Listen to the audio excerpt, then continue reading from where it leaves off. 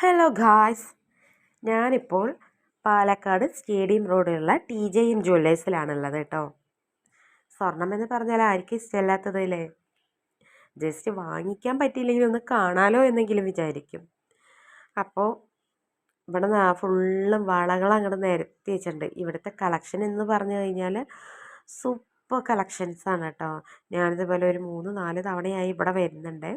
പക്ഷേ വളകൾ കണ്ടോ, നല്ല അടിപൊളി കളക്ഷൻ. അതായത് എന്നോടൊപ്പം 2 ആൾ വന്നിട്ടുണ്ട്. അവരെടുത്തും കൊണ്ടിരിക്കുന്നുണ്ട് കമ്മലും വളയും ഒക്കെ ആയിട്ട്. ഞാനൊരു റിങ് എടുക്കാൻ വന്നതാണ്.